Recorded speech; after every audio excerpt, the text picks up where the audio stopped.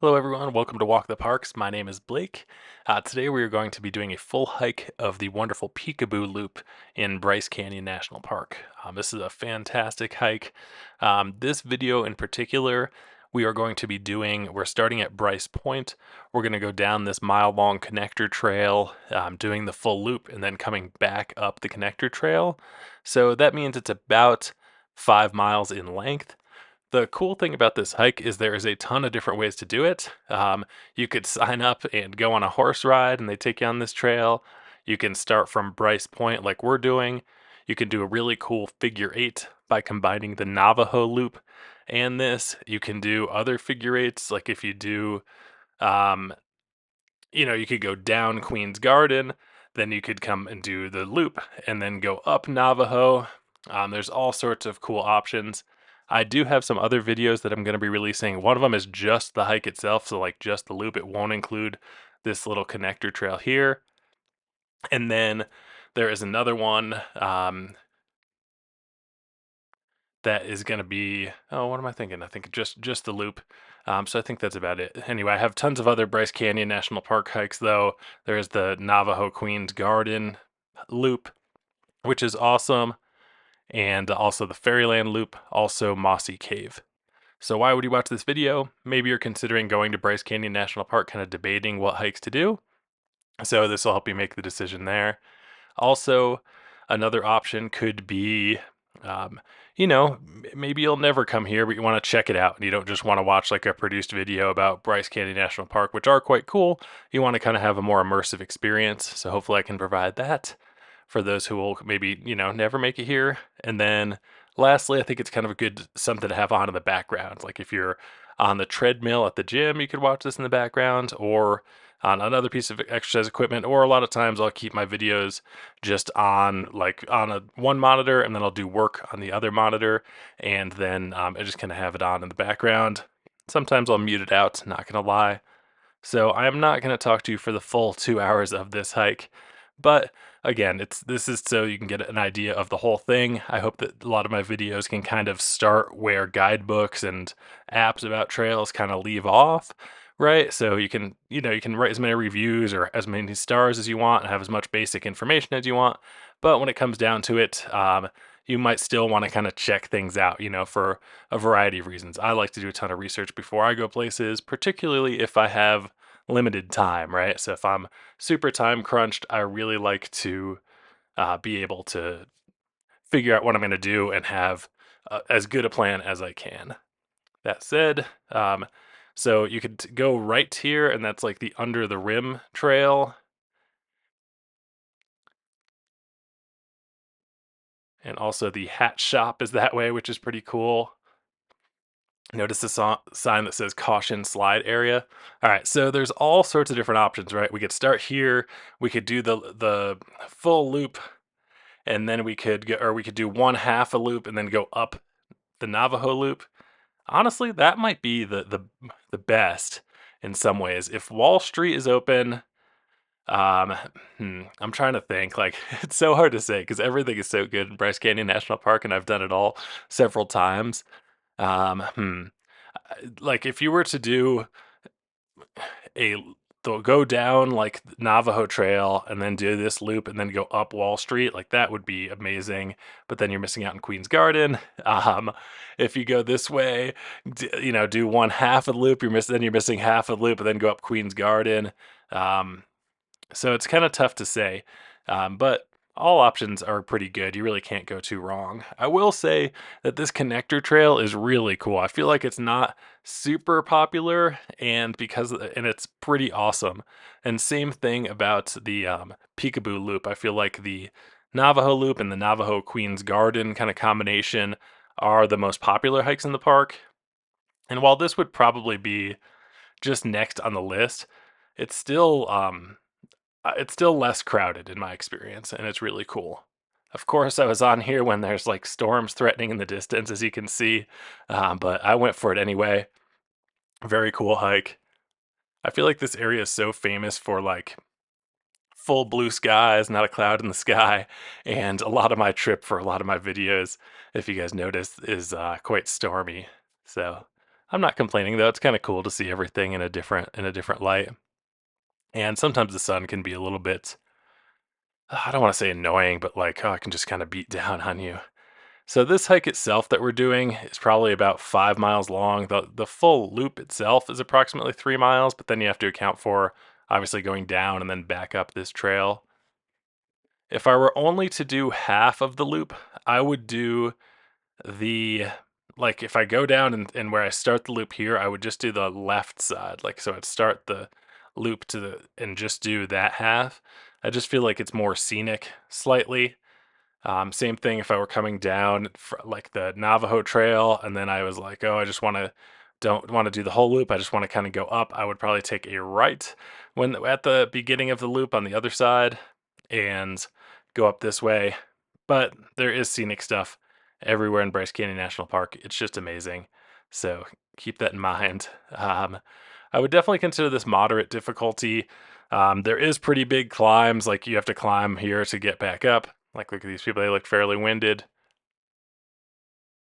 And it is, 5 miles isn't exactly easy, right? I guess I'd never really describe 5 miles as particularly easy. I mean, it's not particularly hard either, but just keep that in mind.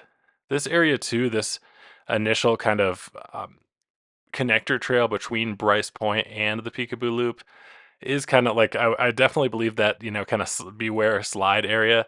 I'm sure a lot of slides do happen, and there is a little bit of exposure on this trail, as you can see. Like if you have a super big fear of heights, might not be the best, but the trail is pretty wide and not so bad. So kind of keep that in mind, and I guess that's one reason you might be watching this video, so you can check it out and see what it's like.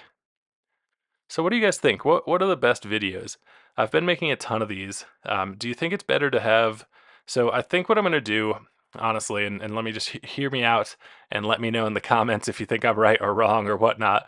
If anybody's listening at this point, do you think it's better to have like the whole trail at one time speed because it's such a long video? Like it's not I doubt most people watch the whole thing, right? Like I imagine you'll listen to me for maybe 10, 15 minutes. I'll tell you all the information about the trail, then maybe you'll fast forward ahead to some intersections or cool points that I might maybe make, or you just kind of skim through. So I was thinking about I have a bunch more of these videos. I'm going to continue to do this, but then I think I might make like a 2 time speed version of all of them, and then maybe have a third version that is more just a summary, like a very short, like I'll still have footage from here, but just really like the basic information about the trail and what to do. I feel like I'm not the best at that. To be honest, that's why I didn't start with that, because people make really good videos like, today we had an awesome time at Bryce Canyon National Park. We went on the Peekaboo Loop. It was so cool. And then, they're really good at editing and things like that. So I wanted to offer something different and kind of build my editing skills. So anyway, hopefully this is useful. I do think I'm onto something with the treadmill. Maybe I need to just not talk at all and put these to some sort of like non-copyrighted music or just silence.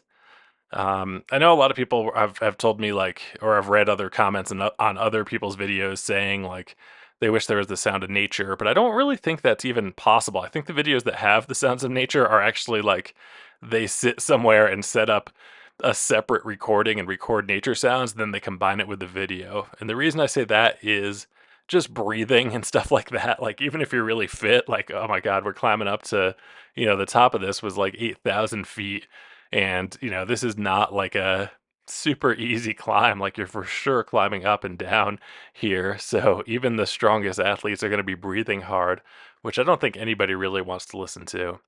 But anyway, I know that's kind of random, so I'll get back to on topic here. So, this trail is accessible from Bryce Point, though it can connect with trails starting from Sunset Point, Sunrise Point, and you can do all sorts of kind of cool figure 8 loops, kind of combining everything. If you do the figure 8, you possibly won't do this part of the trail. And as I said, I think this part of the trail is pretty cool because you're kind of on, like that view from above is really neat. Like just looking up straight ahead, you get all sorts of good views. But at the same time, Bryce Canyon is just like full of amazing views. So Your mileage may vary.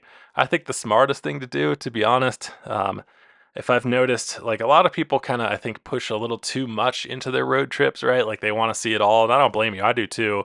But what happens is a lot of people seem to be a little bit stressed because they end up driving a lot more than they end up like hiking. And I think a lot of people maybe thought they'd be hiking or at least enjoying scenery more so than just sitting in the car. And not that the roads and things around here aren't extremely beautiful too, but my recommendation would be to slow down a little bit. I mean, it's again, I know sometimes these trips are once in a lifetime. You want to see everything, but if you do have the time or the possibility of it, Bryce Canyon is a fantastic place to spend several days and explore all of the trails. Like you could do like the Fairyland Loop. I would do Mossy Cave.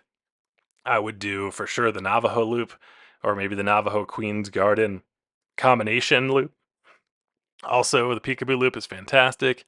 And then maybe even go down to the hat shop or, um, do a little bit of the below the rim trail, the stuff at Rainbow Point, which is all the way at the top of the road. Like you keep driving all the way and the road ends at Rainbow Point. Stuff around there is very beautiful as well.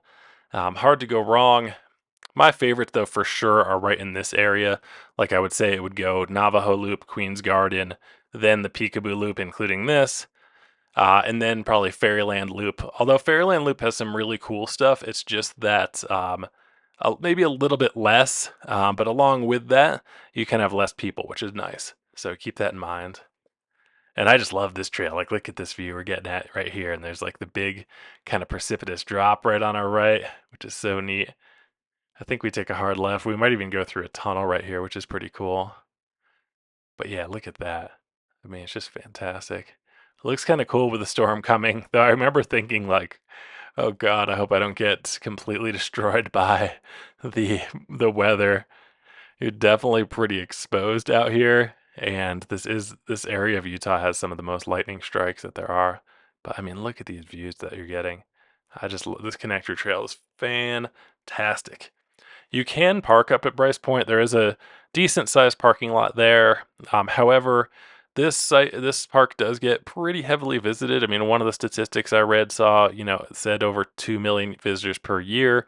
Some of the statistics I read from different sources were kind of all over the place, though. But I will say during peak times, Bryce Canyon National Park can for sure be busy. So consider taking. They have a sweet bus system. Like basically, as long it's included with your entry fee. So when you pay an entry fee to go into the park, you can ride so you can either park right outside of the park. There's a little town there. You can go to Ruby's and see all that, which is interesting.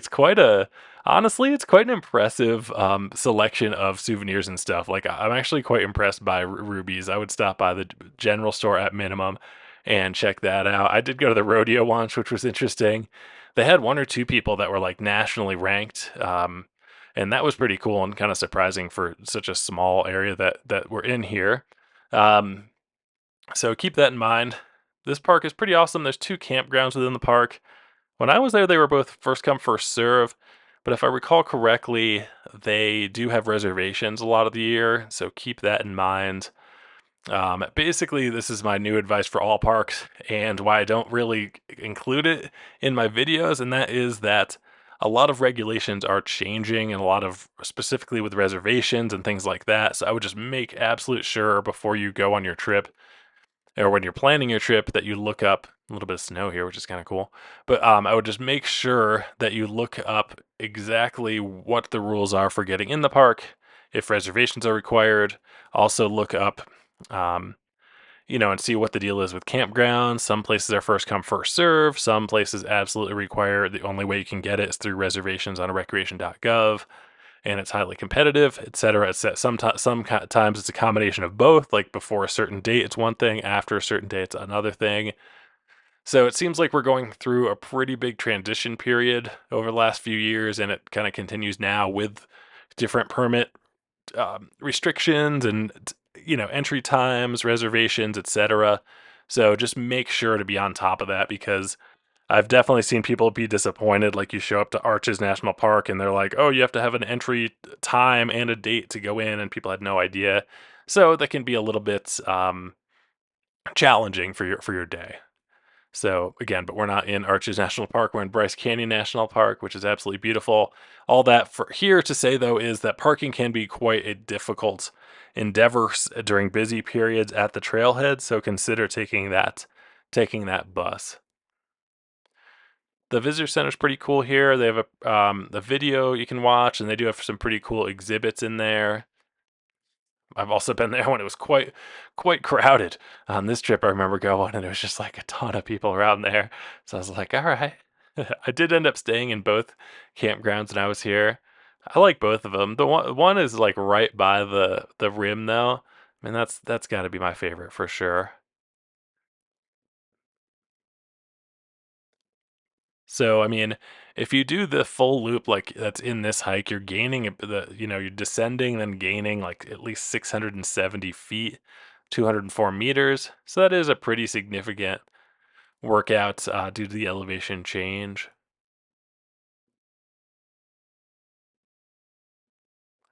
I feel like while Bryce is quite a popular park, as I said, like, maybe 2 million people or more visit it per year. I think sometimes it gets overshadowed a little bit by Zion. Like, Zion's one of the most popular national parks in the country, which is beautiful too.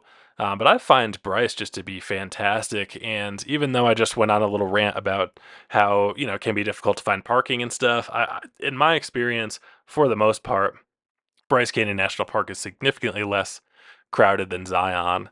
Like, especially, Zion is so beautiful, but you're in such a small area in the way, you have to all kind of be on buses there and stuff like that. It can just be definitely more people. I did go to Zion on this trip though, and I do love it. I went on a bunch of different hikes there, and they were fantastic,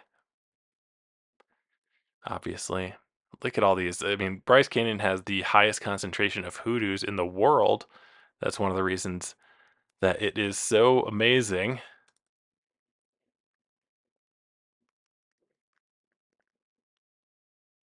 So there's some cool things on this hike. One of them is called the Wall of Windows. That's a notable rock formation where a series of windows have formed in a ridge. Definitely one of the scenic highlights. There's also something called the Cathedral and Fairy Castle. These are among other whimsical formations you'll encounter, showcasing the park's unique geological features. And it is a pretty fun game. Like, a lot of the hoodoos kind of take on interesting shapes, and you can just imagine all sorts of things. Like, I'm looking up in the background here and it just looks so cool. There's all those like almost little alcove type cave type things. It just looks so cool. Like, do people live in there? Did people used to live in there? Probably not, but still absolutely amazing. One funny thing about this place is they said you know, good old Ebenezer Bryce, who was one of the first kind of ranchers here. He said it's a heck of a place to lose a cow, and I just always laugh because that's pretty funny to think that.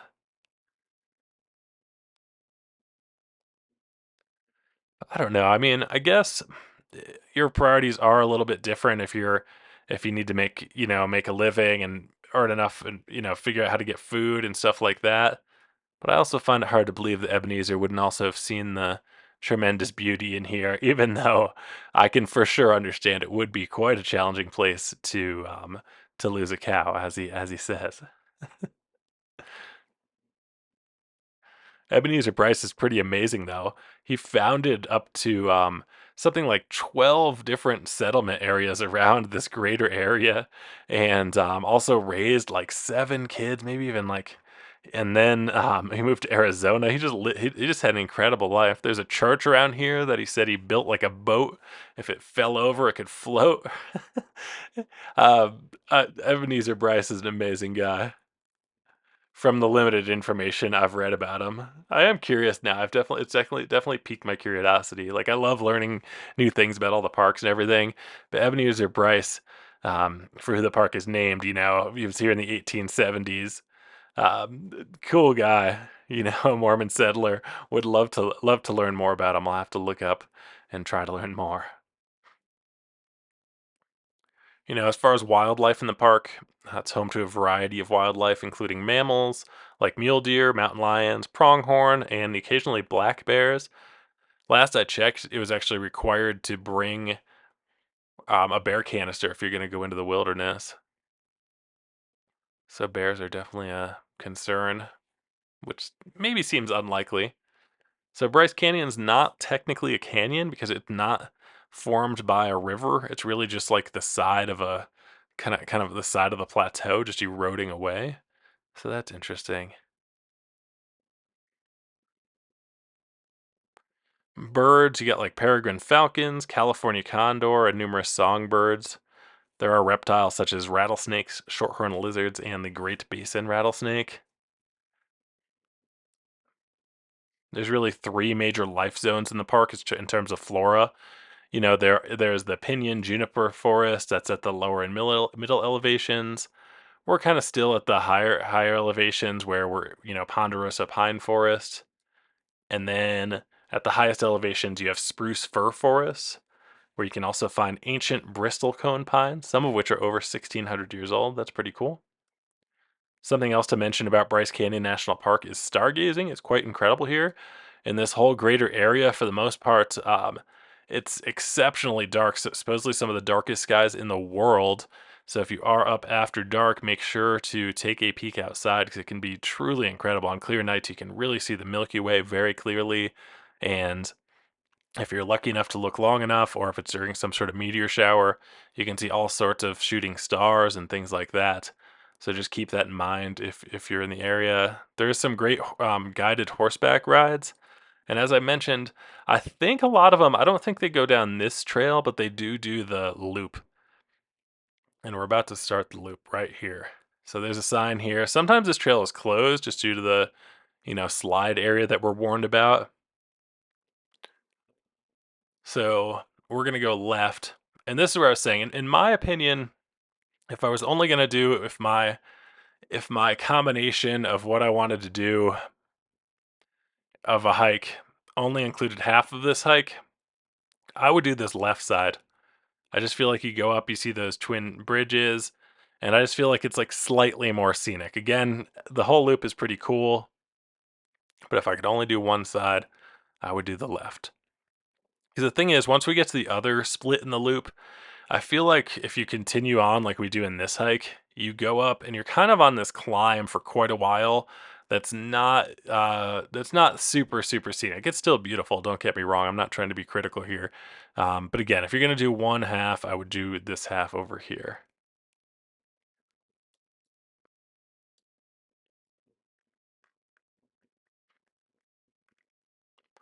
If you do have the opportunity, I mean, for sure, the best time to come here would probably be spring and fall. Keep in mind though that this park in particular is quite a bit higher in elevation than a lot of the surrounding parks. So because of that, it can be snow can linger for quite a while. You're up at 8,000 feet. So it can be kind of scary to drive here. Road conditions might not be ideal in that, more towards winter time or even more into springtime. You might have to encounter snow, and camping and stuff if you're planning on doing that might be very cold. Speaking of camping, I talked a little bit about the campgrounds within the park, but also there's some good free camping just outside the park. Again, I'm not going to give exact details on that, but if you check in with like the visitor center or like kind of the local area, they'll key you into that. I also want to mention that the Utah Highway 12 is absolutely fantastic. It kind of starts near Bryce and ends near Capitol Reef, and it is such a beautiful drive. There's so many cool adventures to be had right off the road or near the road. It's very cool. It's not as popular. I really feel like this whole larger area, or a lot of it, could be a national park. It's just not designated as one. A lot of it is part of the Grand Staircase Escalante National Monument, however, which is just fantastic. All right, so now we took a left. The other cool thing that's over here, like there will be a bench soon, or maybe we already passed the bench, but there are some restrooms over here as well. I think when people go on the horseback rides, if they take a break and stop in this area, and there are some toilets like that are down here. So keep that in mind, and they're right kind of pretty close to this area. I think over to the left where those people were that you could just kind of see in the picture. I've never done a horseback ride here, but it does look cool. So something to keep in mind.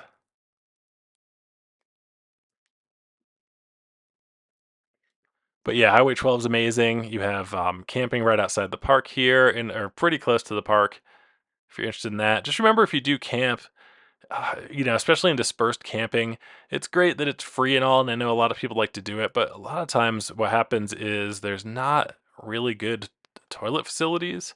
So as a result, just make sure to have a plan for that because what's been happening over the past couple years is that things have kind of getting loved to death, right? Because it's like, oh, it doesn't matter, you don't think about that kind of thing, and then but then an area can be kind of not ruined, but can be pretty gross. Nobody wants to see Charmin blooms around and things like that. So, and nobody wants to get sick from it either. But everyone wants to camp for free. So, anyways, it's one of those trade offs. I think if we all do our part, maybe bring and are prepared for that scenario a little bit more, maybe we'll be better off. And then also, just in general, I mean, leave no trace is a fantastic kind of ethos to follow, right? You want to leave places better than you found them, or at least the same, right? You want to leave only footprints, take only pictures. Whatever you do bring into the backcountry, make sure you bring it out. Even though it is kind of weird, there are some garbage cans that we just passed in the backcountry here, which is kind of, again, I'm pretty sure that's just a result of the horseback riders.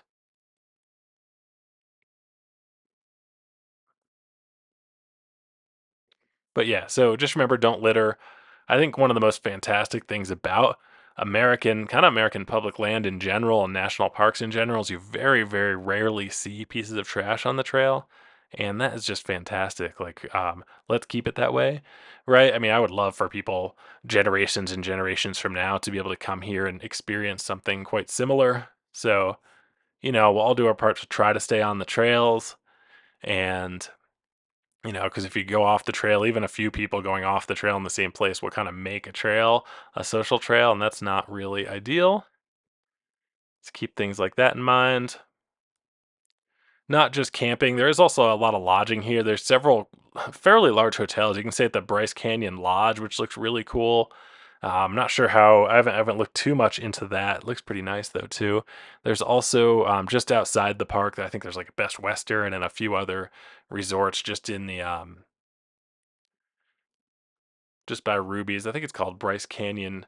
I should have looked this up. My apologies. Bryce Canyon Village or Bryce Canyon City, something like that, right outside the park, which is pretty cool. It must all be owned by the same person because they have all the Ruby's stuff. They're making a they're making a killing. But as I said, that I'm impressed by that souvenir shop. I'm not gonna lie. I've been in it quite a few times. If I'm honest, not as impressed by the restaurants, but it's all good. There's the actually the right in the park, there's a place where you can do showers and do laundry, which is awesome.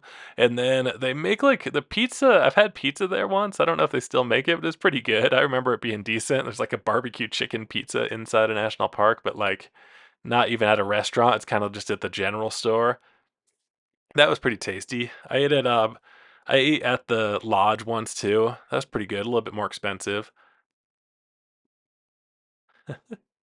I love Bryce Canyon though. It's definitely one of my favorite places. I think I've been here like probably like 12 times or something crazy. I feel so lucky that I've been here so many times. It's cool too because I kind of a lot of these trails really make me smile when I'm on them again. Like I remember this trip, it happened several times, and I was just like, "Yes, I've been here before." And you almost like learn, or you learn the trails, and they become familiar. And I just feel so lucky that that an amazing place like this can seem like a familiar one to me, which is awesome. But maybe it can be for you too. I'm not trying to brag or anything. Just feel very blessed in my life to be able to experience those thoughts. So even though you're going down and up, that other statistic said like 700 feet. I think the total elevation gain you're looking at is probably more like 1,600 feet, which is pretty significant. I mean, that would be getting more towards the strenuous side of things. Something to keep in mind too is that during summer, it can be extremely hot. The sun can just kind of pound down on you in all these areas around here. And even though a lot of people think like, oh, warm weather, sunshine, that sounds awesome, it really isn't. I guess is the simple way to put it. In the desert, a lot of times it can just be draining and honestly kind of dangerous because your body can just like overheat. So make sure to drink water, but basically just drink water to thirst. You don't want to overdo it on water. But the really important thing is salt, electrolytes. Get those salty snacks into you. This is not the time to be worried about salt in your entering your body. Salt is a good thing in these regions. All right, so now I'm going to go through and read the signs. Like these were on the trailhead, and we just looked at a sign right there. And while you enjoy these views, this is so cool. I think this is the wall of windows. I think they call this the twin bridges. All right, so Peekaboo and Hat Shop trails. Obviously, we're doing the Peekaboo. The Peekaboo Loop provides a steep adventure to the floor of Bryce Amphitheater. Both sides of this strenuous loop provide many climbs and descents through forest and hoodoos. Return up to Bryce Point or connect to Queen's Garden, Navajo Loop, or Tropic Trails at the northern junction. Clockwise travel is requested due to horse use. The Hat Trail descends 1,380 feet. Oh, well, we won't talk about the Hat Trail. So remember to know before you go, leave no trace, stay on designated trails, leave what you find, take only what you bring. Climbing is not permitted in the park. Dehydration, altitude sickness, and ankle injuries are the most common emergencies. Drink 1 liter of water every 2 hours, know your limits, and wear proper footwear. If you hear thunder, lightning strikes are possible. Move immediately to a building or vehicle. Avoid trees, hoodoos, and other tall objects. Help protect wildlife. Do not approach or feed any animals. Many wildlife deaths are caused by speeding vehicles. Pets are permitted on paved surfaces only. Keep pets on leash and clean up after them. Bicycles are allowed on paved surfaces only. They are not permitted below the rim or on unpaved trails. Drones are not permitted. Violators facing legal action and fines. Report drone use to nearest park ranger, and hikers must yield to horses and mules. So they're saying the Peekaboo is about 5.5 miles or 8.9 kilometers round trip. Difficulty of strenuous. Total ascent 1,560 feet or 475 meters.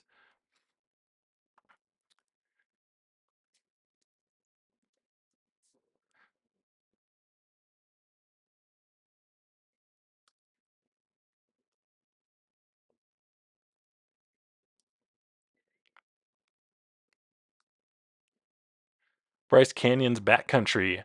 Bryce Canyon is best known for its hoodoos, bizarre pinnacles of rock left standing by forces of erosion. Hoodoos are best experienced from the park's day hiking trails. By contrast, our backcountry trails offer forests, meadows, some interesting geological features, lots of solitude, but few hoodoos. A permit is required for all overnight hikes into the backcountry. Permits may be purchased at the visitor center. And I think at this point, I think I've done the full under the rim trail too. It's pretty cool.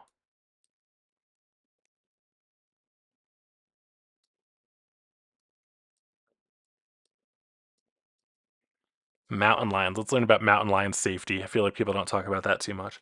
Mountain lions are seldom seen here, but if you do encounter a lion, these tips may reduce your chances of being attacked. Do not approach a mountain lion. Most lions will avoid confrontation. Give them way to escape. Stay calm. Do not run, as this may trigger the lion's instinct to attack. Try to appear larger by raising your arms. Try to remain standing and face the attacking animal. Pick up small children so they don't panic and run. Don't turn your back or bend over. If lions act aggressively, throw rocks or branches, fight back if attacked, report all lion sightings to a park ranger. That's crazy. Yeah, so we were looking at a sign just a few minutes ago that said hike the hoodoo's wall of windows. Nature's recipe for a rock window at Bryce. Begin with massive hunks of limestone, sandstone, and other rock originally laid down as lake sediments 50 million years ago. Add frost wedging and flowing water to erode the rock into tall fins. Using mildly acidic rain, create pockets in these fins. Erode the pockets until a hole appears. Repeat, repeat, repeat. That's pretty funny. I just find this area so photogenic too. Like I feel like you could just spend so long here just taking pictures of all the different hoodoos and things like that. Would love to hear what people think. If you're gonna go here and check it out, would love to hear it from you.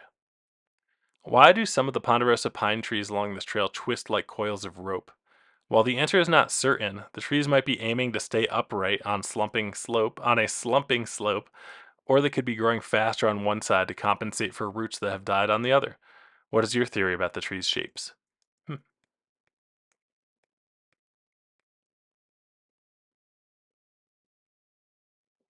What's in a name? Southern Paiutes called this place Unka Ko Va Wong Wins, which means red face standing. Within these bowl-shaped areas, amphitheaters, stands the world's greatest concentration of irregular rock spires called hoodoos. The word is a mistranslation of the Paiute word udu, which describes fear among faces and the forms of the rocks. Hmm. In 1875, a Scottish immigrant, Ebenezer Bryce, and his family joined other settlers in the valley to the east. To access timber, he built a road that ended in an amphitheater of pink cliffs. Others started calling it Bryce's Canyon. Bryce and his family moved to Arizona in 1880, never anticipating his name would remain a century later. Good old Ebenezer Bryce. Hike the Hoodoo's Tower Bridge. In Bryce Canyon, you can read Earth's history in layers of stone. Near a sinking ship, slabs of Earth's crust are grinding past each other along the Ponsaugunt Fault, raising the distant plateau known as Table Cliff. Hiking to Tower Bridge, you can see how softer limestone spires have eroded, leaving harder dolomitic limestone between them, writing yet another chapter in this place's journey through time.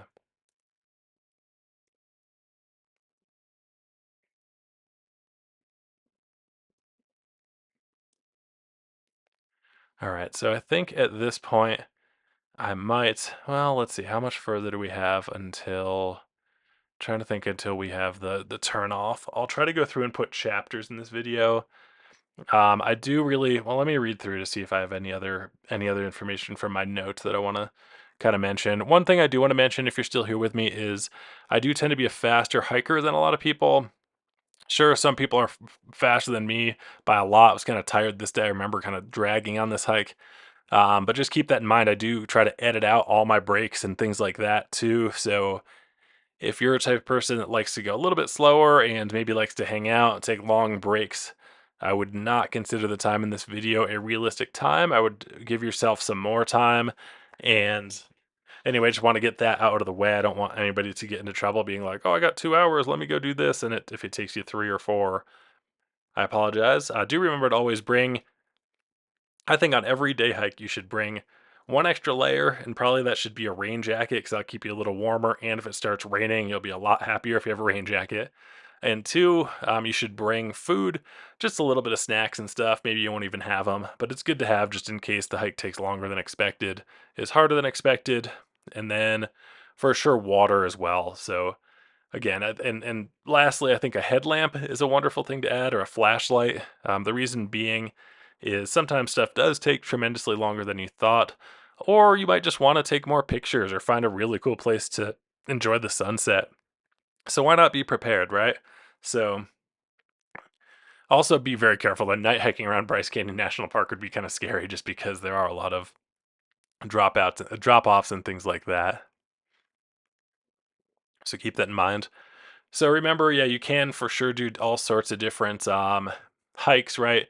And you can utilize the bus system for them too. Like you could take the bus to Bryce Point and then hike all the way to like Angel's Garden and then Sunrise or Sunset Point. That'd be pretty cool. Or go through this loop and then go to up the Navajo Loop. That would be cool.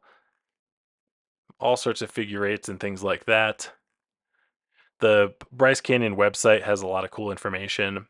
If you're interested in other hikes, I have made quite a few about Bryce Canyon National Park that include the full hike. So if you're kind of still debating, do I want to do this hike? Do I want to do that hike? Et cetera, keep that in mind. Anyway, I will let you enjoy the rest of your hike. Let me know if you have any questions, comments, concerns, or anything like that in the comments below. If you do find this video helpful and you're still with me 40 minutes in, please do consider subscribing or liking this video. Thank you so much. Have a wonderful day.